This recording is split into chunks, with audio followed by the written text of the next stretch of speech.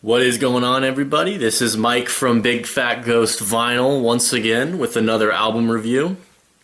Today we are taking a look at the debut album of the classic hard rock band Deep Purple. Shades of Deep Purple from 1968. What can I say about this album besides it's kind of just half and half, frankly, and I mean that metaphorically and literally, as this album is half covers and half original material. What can I say besides that? It's really, I feel, John Lord's big big album for the band. I mean, his sound, he'd have better licks in the later albums. He'd have better riffs in the later albums on his Hammond and then his keyboard. But I think here you can kind of sense that this is his band at this point in time. I mean, even on the album cover, he is in the center of the five guys. And speaking of those five guys, this is the Mark I iteration of Deep Purple. That includes Rod Evans on vocals, Nick Simper on bass, and of course, the other three are legends for the next few albums that would come out. Of course, that being John Lord on keys, Ian Pace on drums, and of course, Ritchie Blackmore on guitar. And I think, in terms of the album in 1968, I think this album is awesome. I mean, I think it's really good.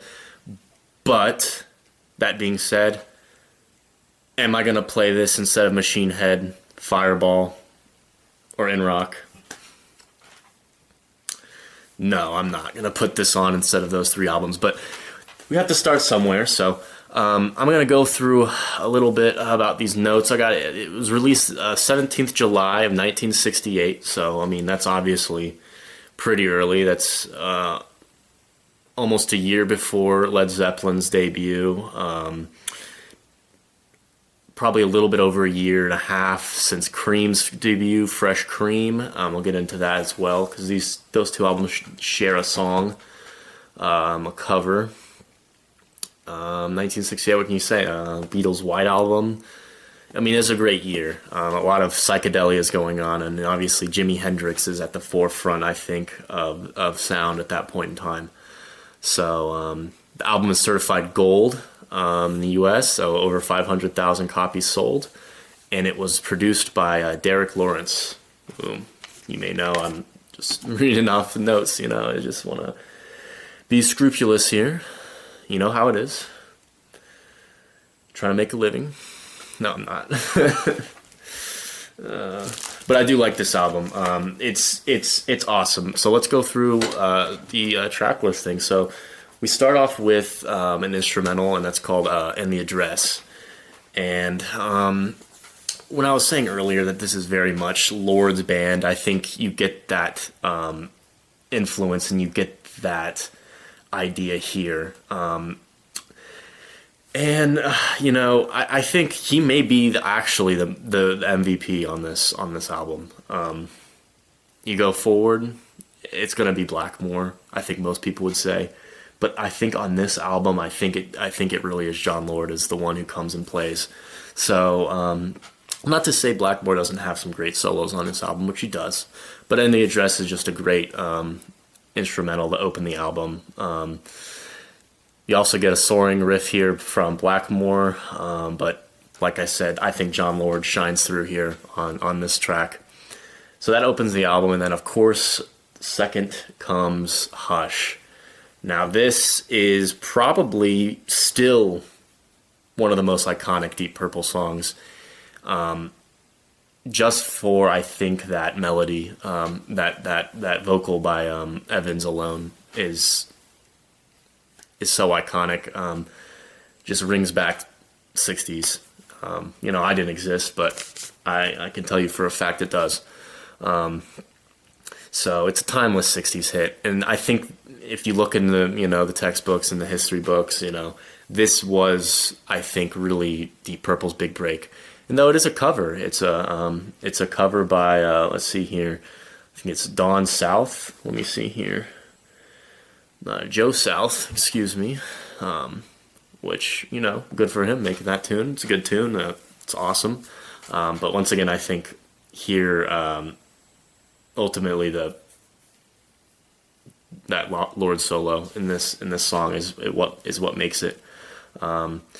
Little blues tinged keyboard solo there. That's pretty awesome. So, Hush, I would say, is probably maybe my favorite song on the album, but I think there's a song coming up later that probably is easily the best. But it could, you know, he could flip. It's always a catchy tune to throw on. So, next we get One More Rainy Day, and I gotta be honest, I don't think this was the band's sound. I think they were testing sounds. I think they, you know, obviously it's a debut and they were feeling things out. This song elicits, you know, sounds of like mid-60s Stones, you know, Between the Buttons. It reminds me of a Ruby Tuesday. And I don't like that song. I'm going to be frank about it. I don't like Ruby Tuesday. I've listened to it a lot. It irritates me. That song irritates me, and I love the Stones, but I mean, that's the vibe I got with this song. And I think this tone and this element, that's not where this band succeeds, and I think they would find that in the next few albums. Much more with the deep, hard-hitting sounds of the next three albums are where Deep Purple made their namesake and why they are, you know, top 5 hard rock bands of all time. I mean, that's easily top 5. I mean, I misspoke, but the point stands. I mean, Machine Head is on the Mount Rushmore. Ironic it's on that one, but I'd have to say Machine Head's on the Mount Rushmore of hard rock albums. Maybe some would say, you know, it's in rock, but I don't know. One More Rainy Day, I think I respect the band for testing out, but I mean, the one thing I think there's a good organ tone with it. Once again, Lord comes through and makes a mark, which, you know, awesome. I love, you know, gotta love John Lord, gotta love his mustache. I love it. So, and then we go into another cover. We got I'm So Glad, which is a Skip James classic, but that's not really what I focus on. I want to focus on the prelude to it. So I've noticed there's 2 covers on this album, I'm So Glad and Hey Joe, that both have preludes. And what I've noticed is that the preludes are what make the songs awesome. I mean, in this case, we have Lord and Blackmore trading licks on their respective instruments, and it's awesome. Then we go into the actual cover, and it's good. Nothing bad, but I'm gonna be honest. I like Cream's version more. Just simple as that. I like Cream. I like the vocals. I like Jack Bruce's vocals on Fresh Cream more, and I'm not gonna say Clapton's a better guitarist than Blackmore, but I just think it's done better 2 years earlier. So, but that's not my point. Prelude on this makes it one of the better songs on the album. It's awesome. So, and then I think solo wise, Blackmore has a great solo on this album. Which one's more Clapton or Blackmore? Which partial? I mean, I don't know. I like Blackmore more as a guitarist, but I think with Cream, Clapton could do no wrong. But we'd have to see. I mean, this would be a good album comparison between Fresh Cream and this. But like I said, I think when you get to the bottom line with this album, the covers are what holds it back for me. I mean, I'm not saying they can't do covers right, and they do them right. Original material always will beat out covers for me. And I say that as I'm reviewing an album, essentially stealing content in that sense, but who cares? I'm not making money. I'm just having a good time. So, yeah. Next we go to side B, and let me tell you, I think this is the best song on the album, and it's not a cover, as Hush is. Mandrake Root. Awesome song.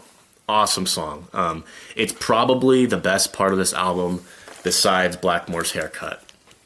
I mean, look at that. Who's got the better afro? Blackmore or Pace? I mean, my God, that's awesome.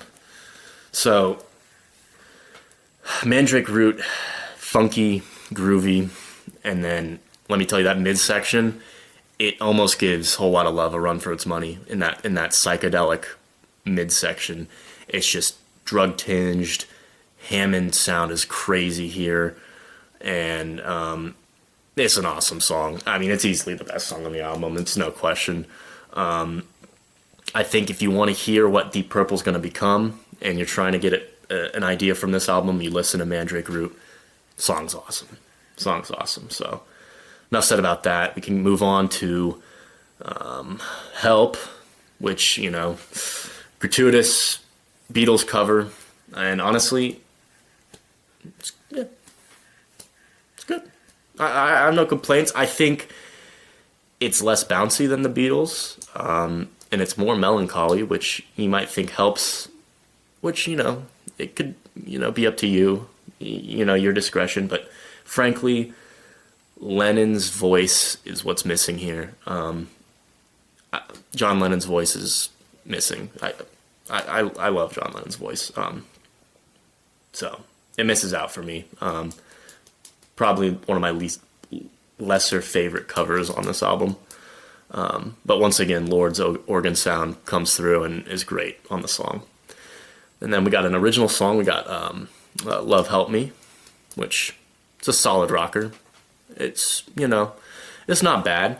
I would take everything on In Rock over it, though, just to show you, like, the growth. It's good.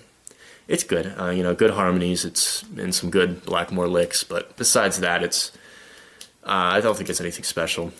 And then we finish off the album with, of course, Hey Joe, another cover, another classic cover, and akin to the I'm So Glad cover on side one, it has a prelude. And this one is actually, I think, really cool too. It's like a Spanish, like, bolero intro. It's like, you know, we got Hammond all over the place, and Blackmore obviously filling in the gaps. So,